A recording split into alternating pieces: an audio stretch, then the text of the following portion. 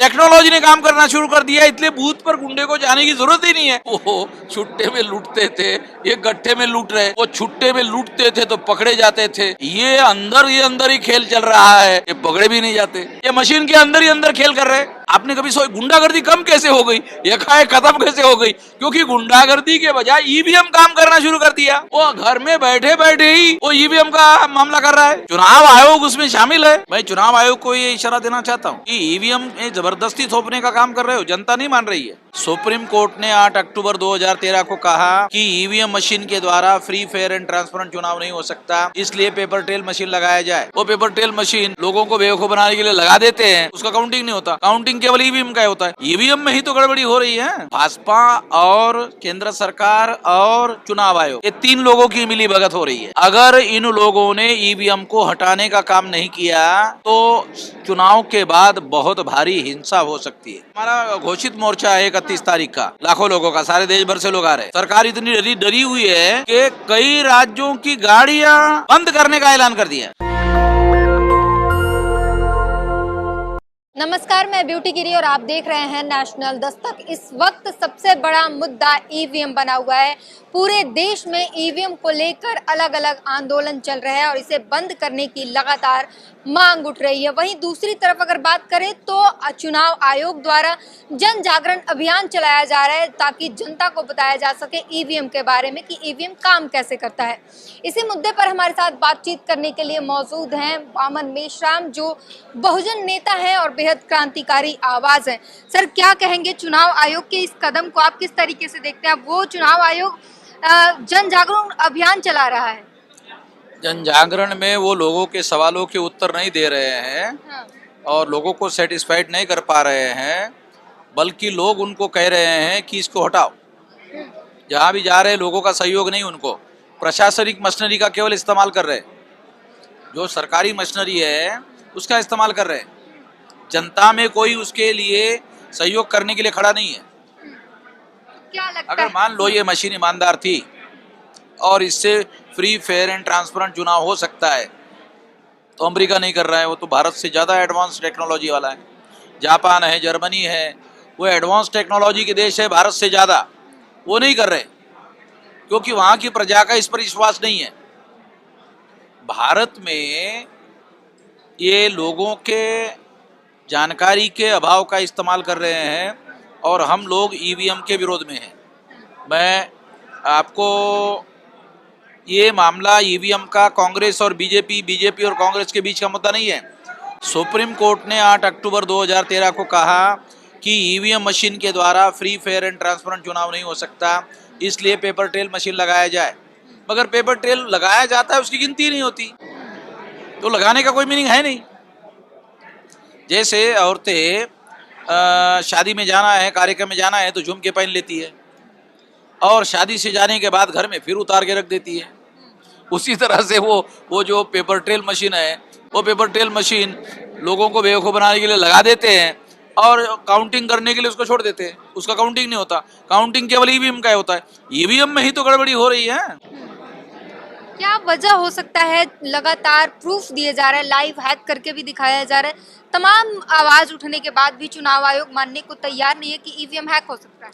ये बीजेपी का अपॉइंटेड आदमी है, चीफ इलेक्शन कमिश्नर है, और वो बेंट अपॉन है कि तीसरी बार भी बीजेपी को चुनाव जितवाना है। और ईवीएम के ट्रांसपोर्टिंग चल रहा है सारे देश भर में। लोगों का उस ऊपर ध्यान ना जाए, इसके लिए अयोध्या का मामला उठा रहे। आपको जानकारी होनी चाहिए कि सारे देश भर में ईवीएम ट्रांसपोर्टिंग हो रहा है अपने अपने चुनाव क्षेत्रों में।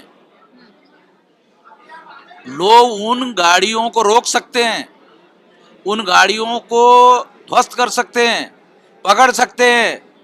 उस पर से लोगों का ध्यान हटाने के लिए आरएसएस भाजपा के लोगों ने अयोध्या का मामला उठा लिया, तो सारे लोगों का अटेंशन अयोध्या की तरफ है और ये लोग ट्रांसपोर्टिंग कर रहे हैं ईवीएम। तो ये प्लानिंग के तहत हो रहा है। तो भाजपा सफल होते दिखाई दे रही है कहीं ना कहीं। मतलब भाजपा और केंद्र सरकार और चुनाव आयोग, ये 3 लोगों की मिली भगत हो रही है। इसके विरोध में अगर इन लोगों ने ईवीएम को हटाने का काम नहीं किया तो चुनाव के बाद बहुत भारी हिंसा हो सकती है आने वाले समय में आप क्योंकि भी, देखो हाँ, शांतिपूर्ण अगर चुनाव होते हैं, फ्री फेयर एंड ट्रांसपेरेंट चुनाव होते हैं, तब तो लोगों का यकीन रहेगा। और यकीन अगर नहीं रहेगा तो फिर तो लोगों की हिंसा की तरफ लोगों का रास्ता जाएगा।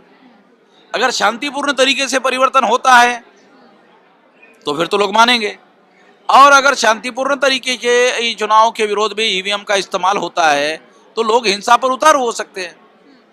मैं चुनाव आयोग को ये इशारा देना चाहता हूँ कि ईवीएम में जबरदस्ती थोपने का काम कर रहे हो, जनता नहीं मान रही है। आने वाले समय में आप भी ईवीएम के खिलाफ बैठक करने वाले, मोर्चा करने वाले? हमारा घोषित मोर्चा है 31 तारीख का, लाखों लोगों का, सारे देश भर से लोग आ रहे हैं। सरकार इतनी डरी हुई है कि कई राज्यों की गाड़ियां बंद करने का ऐलान कर दिया। आपको पता है, रेलगाड़ियां बंद करने का ऑर्डर निकाला। 28 तारीख से रेल बंद है दिल्ली आने वाली। इस मोर्चे का असर है? मोर्चा का असर है? दूसरा तो कोई काम दिख नहीं रहा है। मान लो अयोध्या में मंदिर बनाना है तो वहां ज्यादा गाड़ियां जोड़ रहे और लोगों के फ्री ऑफ कॉस्ट जाने की भी व्यवस्था कर रहे। हम तो बोल रहे नहीं, हम तो टिकट निकाल कर जाएंगे, हमारे सारे देश भर से लोग टिकट निकाल कर जाएंगे। हमको जनरल टिकट निकाल कर जाना है। हम नहीं बोल रहे कि डब्बे में कब्जा करो, नहीं, अपना जनरल टिकट निकालो, जाओ। एक सवाल उठने लगा है कि लोकसभा चुनाव में ज्यादा समय बाकी नहीं रह गया है और हर एक दिन करके वो दिन बीतता ही जा रहा है और करीब आता जा रहा है। ऐसे में बेहद करीब चुनाव है, इतनी जल्दी, जहां आप बता रहे हैं कि ईवीएम का ट्रांसपोर्टेशन भी शुरू हो चुका है, तो इस बीच में इतना जल्दी ईवीएम बैन हो पाना संभव है? देखो, बैलेट पेपर से चुनाव करवाने का मामला आपको पता है कैसे होता है? आपको जानकारी है?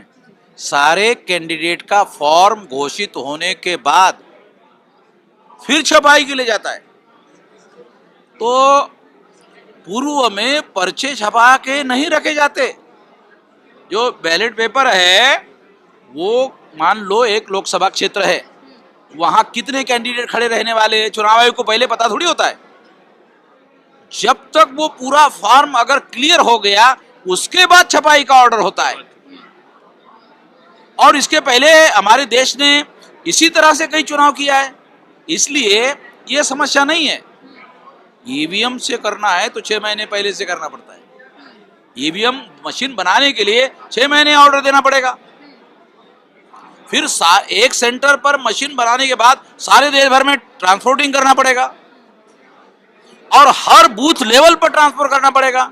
वो बूथ फिक्स हो गए हैं, वहां तक जाना पड़ेगा, वो ट्रांसपोर्टिंग शुरू है। तो एक दलील ये भी दी जा रही कि इतनी जल्दी संभव नहीं है, दूसरा इसमें खर्चे ज्यादा आ जाएंगे, बूथ लूटे जाएंगे, तमाम तरीके की इसमें दलीलें हैं। जो बूथ लूटने का मुद्दा था, इसी को आधार बनाया था ईवीएम लाने के लिए। वो छुट्टे में लूटते थे, गट्ठे में लूट रहे। वो छुट्टे में लूटते थे, ये गट्ठे में लूट रहे। वो छुट्टे में लूटते थे तो पकड़े जाते थे, ये अंदर ही खेल चल रहा है, ये पकड़े भी नहीं जाते। ये मशीन के अंदर ही अंदर खेल कर रहे, रिमोट से चल रहा है ना ये सारा खेल। टेक्नोलॉजी है ना।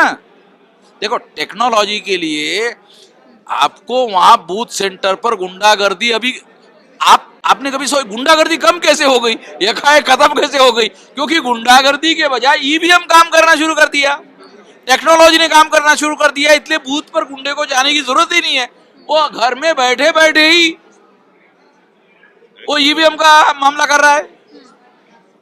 चुनाव आयोग उसमें शामिल है, क्यों? उसका मशीन का कोड नंबर होता है।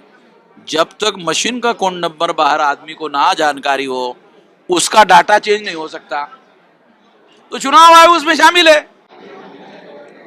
एक आखिरी सवाल सर, कि एक नारा लग रहा है कि या तो ईवीएम बैन कर दिया जाए वरना इस बार चुनाव का बहिष्कार किया जाएगा, क्या लगता है ईवीएम बैन हो जाएगा? बहिष्कार करना उपाय नहीं है, उसका उससे ज़्यादा मजबूत उपाय निकालना पड़ेगा।